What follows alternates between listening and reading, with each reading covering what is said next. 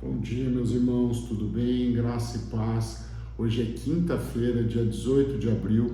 E aí, tá todo mundo com o coração ardendo ainda, com face? Foi maravilhoso, né, meus irmãos?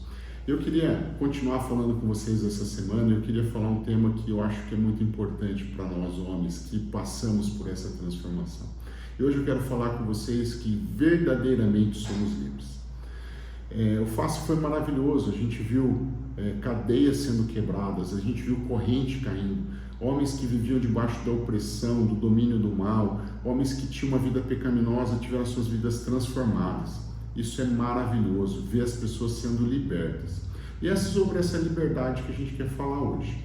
Eu quero começar lendo com vocês um texto que está em Gálatas, no capítulo 5, versículos 13 e 14. Portanto, vocês, irmãos, foram chamados à liberdade, mas não usem a liberdade para dar ocasião à carne.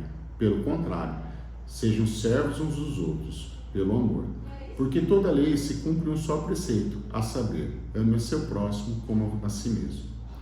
Meus irmãos, hoje vocês são novos homens. Jesus, ele já nos purificou de todo o pecado, perdoou o seu pecado e jogou no mar do esquecimento. Mas, antes da gente seguir, eu quero explicar um pouquinho da diferença do Velho Testamento, que era o período da lei, e do Novo Testamento, que é o período que a gente vive hoje, que é o período da graça. No Velho Testamento, o homem, quando pecava, ele oferecia um sacrifício, ele matava um carneiro, uma pomba, dependendo do pecado que ele cometia, tinha lá o sacrifício que ele deveria oferecer. E esse sacrifício ele era capaz de perdoar os pecados dele. Hoje, após a vinda de Jesus, a gente vive nesse período da graça. O que quer dizer? Jesus já morreu pelos nossos pecados. O único sacrifício que precisava ser feito, ele já fez na cruz. E nós somos perdoados de graça. Basta que a gente se arrepende e confesse os nossos pecados. E Jesus nos perdoa. Isso não é maravilhoso, meus irmãos? Foi o que aconteceu esse fim de semana no Face. Nós fomos confrontados com os nossos pecados, reconhecemos os nossos erros, confessamos e Jesus perdoou e nos purificou.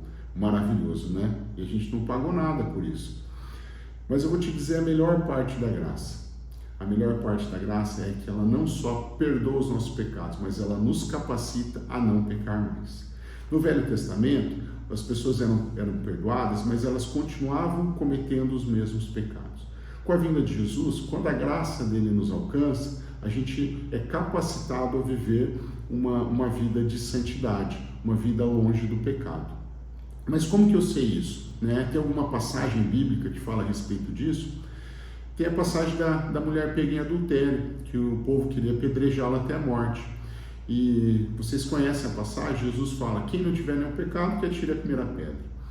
E em João 8, 10 e 11 fala, levantando-se, Jesus perguntou a ela, mulher, onde estão eles? Ninguém condenou você? Ela respondeu, ninguém, Senhor. Então Jesus disse, também eu não condeno, vá e não peques mais. Então quando Jesus fala assim, alguém tem algum pecado, se alguém não tiver pecado que atire a primeira pedra, ele poderia tirar a primeira pedra, porque Jesus nunca pecou. Jesus foi o único homem que pisou na terra e nunca pecou. Mas o que ele fala para ela? Eu também não condeno, ou seja, eu te perdoo. Mas a partir do momento do perdão de Jesus, ele sabe que ela pode ir e não pecar mais. A frase vá e não peques mais quer dizer isso. Jesus, ele não põe ali uma dúvida, eu acredito que você não vai pecar mais, eu confio que você não vai pecar mais. Ele fala, vá e não peques mais. Isso é uma afirmação. Ou seja, Deus, Jesus, o Deus Filho, ele tem todo o conhecimento que aquela pessoa foi atingida pela graça dele e que a partir de agora ela é capaz de viver uma vida de santidade. Isso é maravilhoso, não é, meus irmãos? E é o que aconteceu com nós também. Jesus nos perdoou e ele sabe que a partir de agora nós podemos viver uma vida de santidade. Então, os nossos pecados, eles já foram perdoados e agora nós estamos livres. Mas a gente tem ainda o livre-arbítrio, a gente tem que fazer escolhas.